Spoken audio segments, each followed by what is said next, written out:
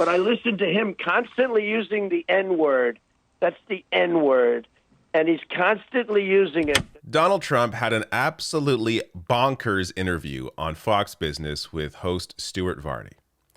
Now, initially, I was going to do a video on just the last clip here, the final clip, the third clip.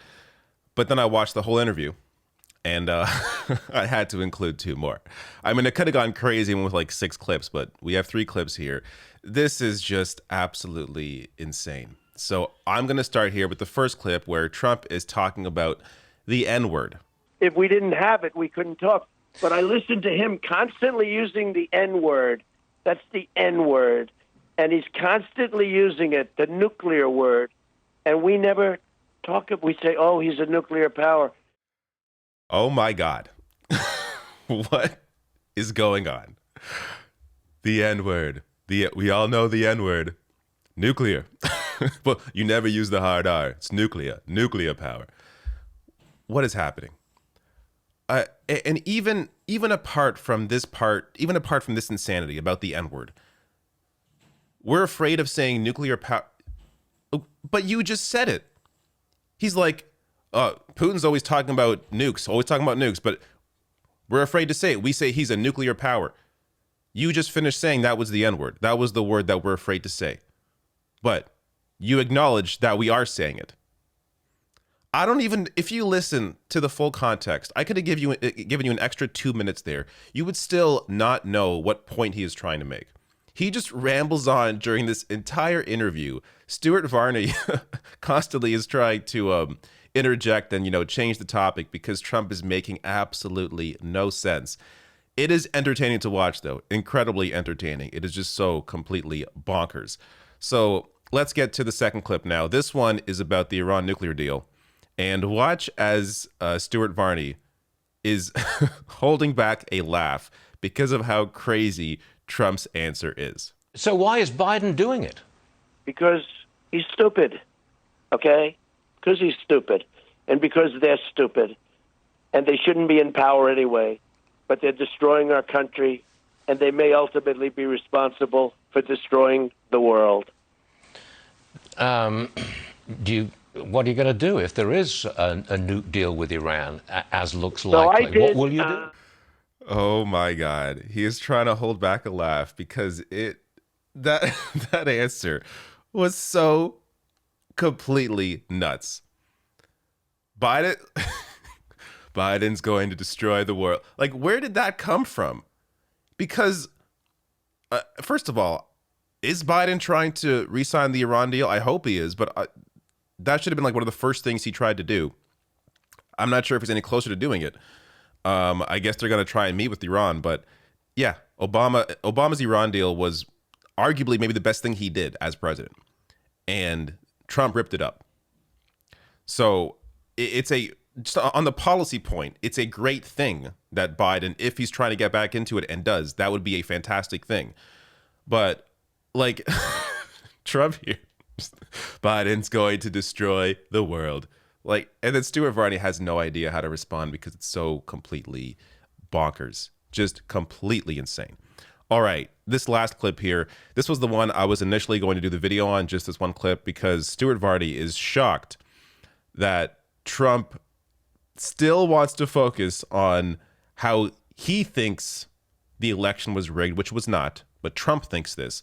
And Stuart Varney is trying to talk him out of it because this is not a good political strategy to win an election.